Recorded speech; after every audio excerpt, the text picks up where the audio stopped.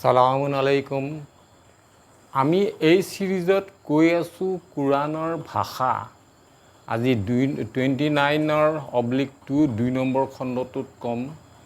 আপুনি সূৰা ৱাকিয়াৰ chapter number 56 verse 77 পৰা 80 লৈকে এইটো চাওকচোন।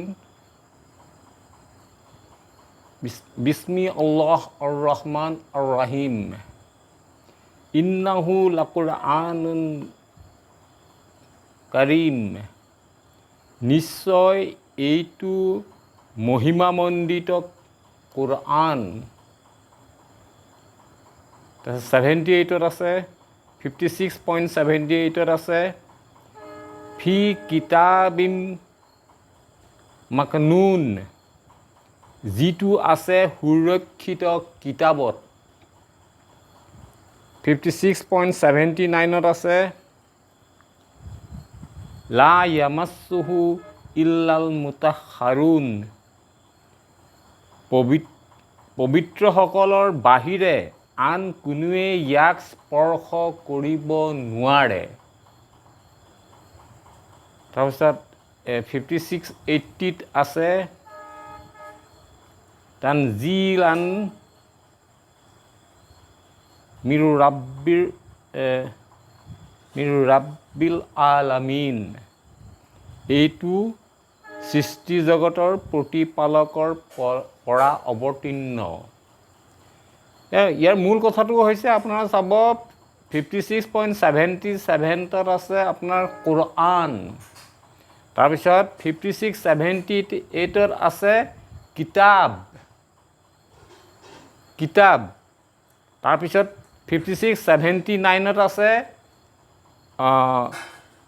তাৰমানে পবিত্ৰসকলৰ বাহিৰে, তাৰমানে অপবিত্ৰসকলে ইয়াক স্পৰ্শ কৰিব নোৱাৰে।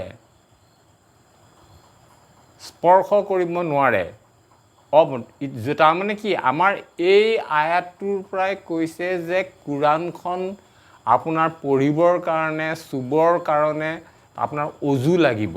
অজু হ'লে পবিত্ৰ হোৱা যায়। সেইকাৰণে মানুহ সকলো সময়তে পবিত্ৰ নাথাকে। সেইকাৰণে আমি সৰুৰ পৰা দেখি আহিছোঁ ইয়াক ওপৰত ৰাখি থোৱা হয়, যাতে অজু নোহোৱাকৈ তাক চোৱা নহয়। কিন্তু চাব দে, মোৰ এতিয়া বৰ্তমান মোৰ অজু নাই। এইখন কোৰাণখন মই কিন্তু ধৰি আছোঁ, স্পৰ্শ কৰি আছোঁ। তাৰমানে কি, তাৰ অৰ্থটো কি হ'ল? ইয়াত য'ত কৈছে পবিত্ৰসকলৰ বাহিৰে আন কোনে ইয়াক স্পৰ্শ কৰিব নোৱাৰে, মই স্পৰ্শ কৰিলোঁ দেখোন। তাৰমানে কি, আল্লাহ ভুল নেকি? আচলতে সেইটো কথা নাই। আল্লাহ এই কিতাপৰ কথা কোৱাই নাই। কিতাপ মানে কি? কিতাপ যিখন আমি দেখিছোঁ এইখন কেতিয়া আল্লাহৰ বাণী কিতাপ হয়।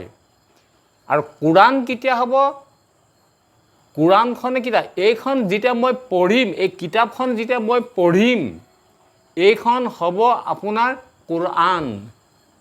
আৰু কোৰাণ বোলোতে আপোনাৰ ডাঙৰ কাফ। আমি আগতেও কৈছোঁ এইটো নফছৰ লগত আপোনাৰ জড়িত, আপোনাৰ জ্ঞানৰ লগত, আপোনাৰ আকলৰ লগত জড়িত।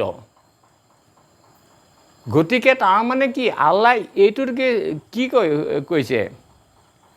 কোৰাণ কিতাপ এই কথাটো ক'লে পবিত্ৰসকলৰ মেইনটো 56.79, পবিত্ৰসকলৰ বাহিৰে আন কোনে ইয়াক স্পৰ্শ কৰিব নোৱাৰে। মই স্পৰ্শ কৰি দেখুৱাই দিলোঁ। তাৰমানে কি, কোৰাণটো ভুল হ'ব নোৱাৰে। গতিকে আমাৰ বুজাত ভুল আছে। যেনেকৈ আৰবিয়ান, আগৰ খণ্ডটোত আমি দি আছে, আৰবিয়ান মানে আৰবী ভাষা নহয়। সেই কথাটো বুজিব লাগিব। ইয়াৰ পৰাই আমি ষ্টেপ বাই ষ্টেপ মই সৰুকৈ দিম, ইনশাল্লাহ চাব। ৰাব্বি আউযু বিকা মিন হামাজাতিৰ শায়াতিন ওয়া আউযু বিকা ৰাব্বি আইয়াহদুৰুন। সালামুন আলাইকুম।